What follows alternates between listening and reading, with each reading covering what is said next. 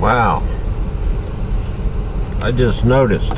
I didn't see it turn over. Check out the mileage I got on this baby.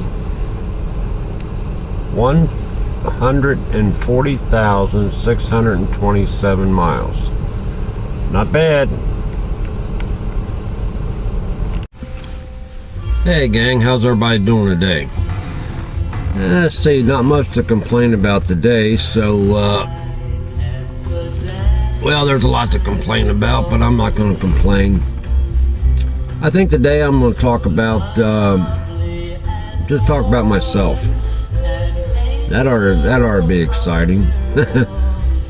But, no, I'll tell you a little bit about myself. I grew up in a town right across the river from Cincinnati, Ohio. A place called Covington, Kentucky. If you look at the map, it sits right on the very tip of Kentucky. Where Kentucky comes up, it sits on the very tip of it. And to this day, I only live 15-20 miles from where I grew up. I've moved to the so-called suburbs. But I love Covington. When I was a kid, it was a neat little town.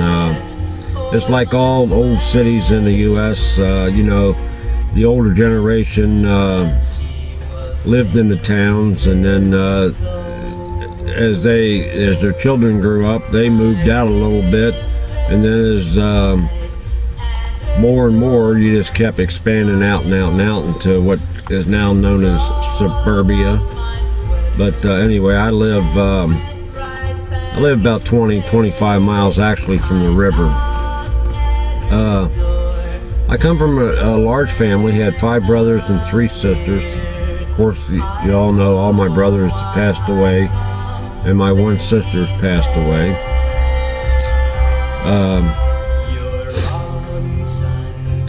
I went to elementary school, junior high, and high school, all in Covington. Went to a school called Holmes High School. Great school, really. It was pretty neat. I was there until the 11th grade, and then I was a pretty wild kid. I mean, I wasn't a wild kid, I just had fun. But I made the mistake one night. I got in a fight with a guy. Beat him up pretty bad. Turned out to be the police chiefs of the city. It turned out to be his son. So needless to say, I didn't stand a chance, and they were going to charge me with all kinds of bull crap. He brought in witnesses. He charged me with assault and battery and all that stuff at the age of 15 or 16, I guess I was. And had to go to court, get a lawyer and all that stuff, and they were going to charge me. Oh, I already said that, but he brought in witnesses and said that I had a weapon, and I never had no weapon. The only weapon I had was that right there. And so anyway, they were going to send me. They were going to send me to a doggone reform school. I wasn't a bad kid. I just made a mistake and got in a fight with the wrong guy. And actually, long story short, he started it. But isn't that always the case? The other guy starts it. But anyway, my lawyer made a deal with him. If I left the state, they agreed to drop the charges. So in essence, I hold. I'm probably one of the very few people in Kentucky that got kicked out of the state. And I wasn't allowed to return until I was 18. Unless I was in the military, that was the only stipulation. If I was in the military, then I was allowed to come home. Well, as it turned out, like I said, I was in the 11th grade, and I got sent to California to live with my brother. And he stuck me in this school out there.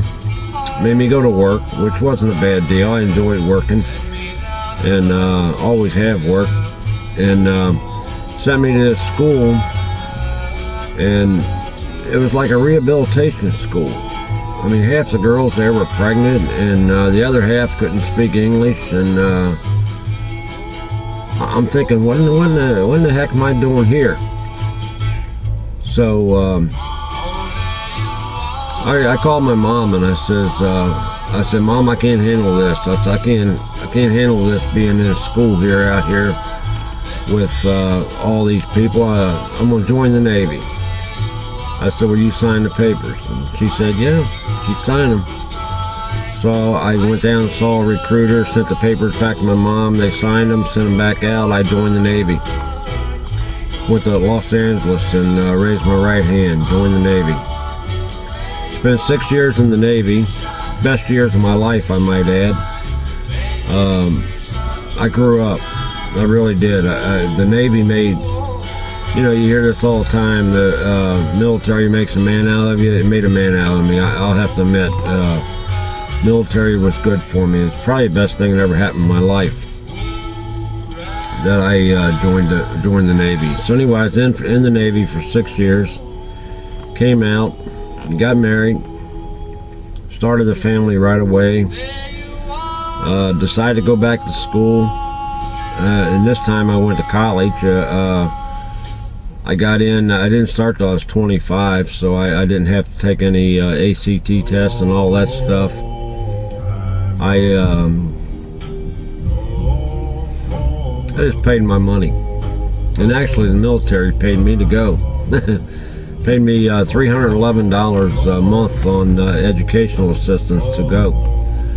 So I went to college 4 years, night school, and I never got a degree because night school was tough. I carried a full load plus work during the day, and it was tough. I didn't get a degree, and I really didn't want one because I loved the job I was at, and had no intentions of doing anything else. My timer went off again. Had no desire to do anything other than the job I was doing, which I loved. I stayed at my job for 30 years. I was blessed to retire at the age of 52. Had my 30 years in. So I retired at the age of 52. So now I'm 62. Been retired 10 years now. And married, raised two kids, got a divorce, stayed single for 12, 14 years, ran around and did what I wanted. Met a lady 10 years ago, fell in love with her, waited until 2006, it'll be 4 years coming up this May, to marry her, and that brings you up to date. Any questions? Ask. Now, I always tell everybody, I on my one of these days I'm gonna have to post my blog spot that I do all my keep my journal, or I keep some of my journal that I want to share. A lot of it is private, and I just keep it for myself and possibly my grandson. And my wife hasn't even seen it.